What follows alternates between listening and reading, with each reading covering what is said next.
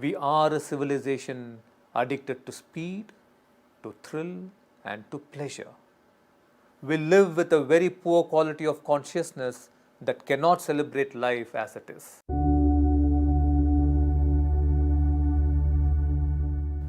Namaste. How are you? Have you been inwardly peaceful this week as activities are slowly returning to normal? This month is observed world over as Mental Health Awareness Month. Let us talk about that today. Let us talk about addictions, because addictions are the antithesis of mental and emotional wellness. Before you conclude that addiction is not your problem, listen me out to the end. Addictions are many kinds: overeating, oversleeping, gossiping, compulsive lying, playing politics at home and work, continuously watching TV serials, and even continually working can be addictions. And there are classical addictions like addictions to alcohol, nicotine, drugs, and internet gaming. The truth is, we are an addicted civilization. There are more than 300 million alcohol addicts throughout the world. In India alone, we have more than 14 million alcohol addicts. Coming to smoking, in this century, it is expected that over 1 billion people will die world over because of smoking. And a minimum of 100 million people are right now addicted to internet gaming. We are a civilization addicted to speed, to thrill, and to pleasure. We live with a very poor quality of consciousness that cannot celebrate life as it is. We need titillation and continual excitement. So, what is an addiction? Addiction is a compulsive habit to which your mind and body are irresistibly drawn. The temptation is too strong to resist, and most addicts feel that their fight against addiction is a losing battle. It is true that you cannot fight an addiction by using your willpower alone. Fighting an addiction is like fighting with a crocodile in water. In water, a crocodile is way too powerful than you. The chances of your victory are slim. You must understand that an addiction is only a symptom. It is a sign of inner war that is going on within you. It is a sign that you are battling against some reality in life. You are trying to escape some deep unhappiness through this addiction. You are trying to fill yourself with this addiction. Every addict is a wounded human being within. Whether they recognize it or not, they are in dire need of healing.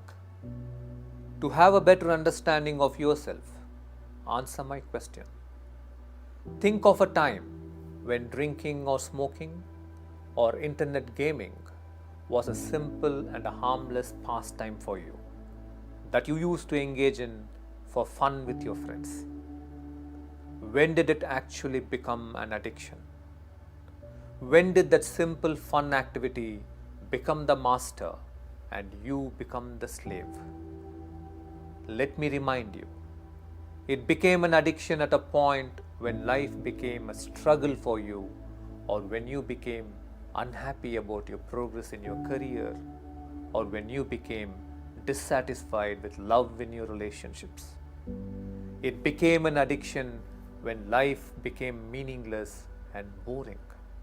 Remember, you cannot give up your addiction to alcohol until you become free of the pain of being a failure. You cannot become free of the habit of binge eating until you give up the pain of feeling unloved and unwanted. You cannot become free of your addiction to smoking until you become free of haunting boredom and meaninglessness. Becoming free of addiction is not as difficult as it sounds.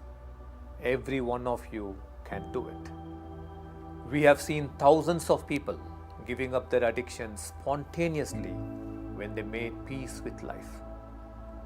Not only do the people who come to Ekam give up addictions, even their loved ones back home give up addictions, impacted by the transformations of these people. Let me narrate a real life experience to you. This guy is a personality development coach from Latin America who was attending Ekam Abundance Festival. During the festival, he had an experience of a massive awakening of the heart and connected to his eldest son. His eldest son had been a matter of public shame for him.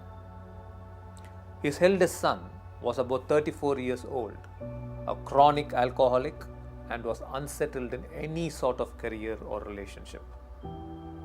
One of the days at festival in Ekam, the divine opened his heart and made him conscious of the terrible loneliness his son had grown up with, right from his childhood into his teens and adulthood. He felt his son's frustration at not being able to measure up to his standards. He saw that as a father, he had been unavailable to his son to love him and help him come out of his emotional conflicts. He had been addicted to work and his own pursuit of success all his life as a father. In those moments at Ekam, in front of Hiranyagarbha, tears streamed down his eyes because he felt a tender love and a sense of oneness with his son. In his spiritual vision, he felt the divine blessing his son. That night, he called his son and simply listened, simply feeling the pain and frustration in his son's voice without correcting and advising. On the seventh day's evening, before the festival concluded, the man's son calls him and tells him that he is considering giving up alcohol and settling into a job. In the past 2 years, the father and son have returned to the festival thrice. Now the young man is awakened to a deep inner peace. He works with his father and is learning to coach people himself. We are not a de-addiction center. No. Ekam is a space of divine power. Here people's hearts heal. When the heart heals, addictions spontaneously fall away. Your journey to freedom begins with recognizing your addiction, not in denying it. You become serious about your journey only when you see the impact of your addiction on your life as a whole and on the lives of your children and partner. Life is not to be lived in slavery of any kind. It is to be lived in freedom.